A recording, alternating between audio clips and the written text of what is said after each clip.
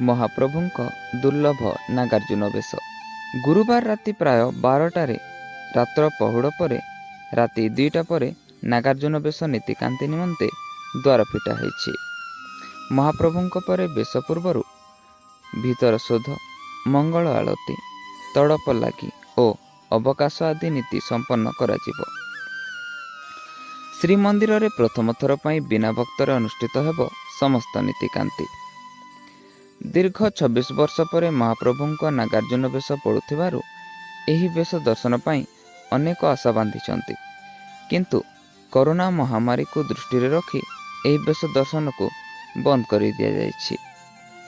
पूर्वरु महाप्रभुଙ୍କୁ 26 नवेम्बर 1966, 16 नवेम्बर 1967, 3 नवेम्बर 1968, 26 नवेम्बर 1993 एवं 16 नवेम्बर 1994 रे दारु ब्रह्मଙ୍କୁ श्रीमंदिर रत्न सिंहासन रे नागार्जुन बेश कर जाइथिबा जणा पड़िछि।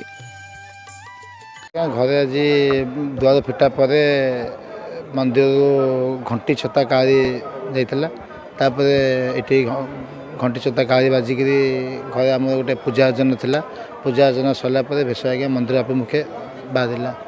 मु भी केबे चिंता करनथिली भया हबो बोली, मु केबे स्वप्न भी भाबी नथिली। जहाँ आज्ञा जगन्नाथ कृपा तांको आशीर्वाद आज्ञा बहुत सुख रही। मो सेवायत भाई श्रीमंदिर मुख्य प्रशासक आपर जिला प्रशासक समस्त सहयोग आज्ञा मीडिया भाई समस्त सहयोग बहुत सुख कम आरंभ हम। नीति भितर कौन हो मुझे जानी, भितर जाइनी, भितर गला आज्ञा नीति भितर आपको आज्ञा दशहरा टू भेष अनुकूल कर दशहरा टू भेष अनुकूल एक मास धरी भेष चलला। आम घर सपरिवार आम हविष्य थिलु। आज गोटे छोट पूजा बर्तमान भेष श्रीमंदिर अभिमुखे बाहर आशीर्वाद कृपा आज्ञा बहुत भेष होती। मुझे भाभी नी भी भेष करी मो भेष यहाँ प्रथम थर आज्ञा मो श्रीमंदिर प्रशासन पक्षर मिलिथिबा सूचना मुताबक भोर 4टारू मईलम और नागार्जुन बेश आरंभ हेब।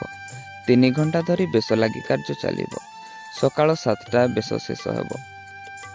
16 प्रकार आयुध महाप्रभु को लगी हेब।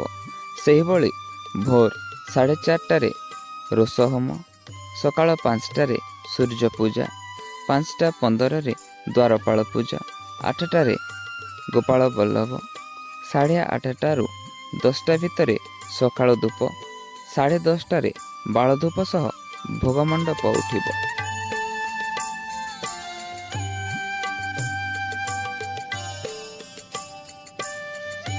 पुरीरू ब्यूरो रिपोर्ट टुडे ओडिशा।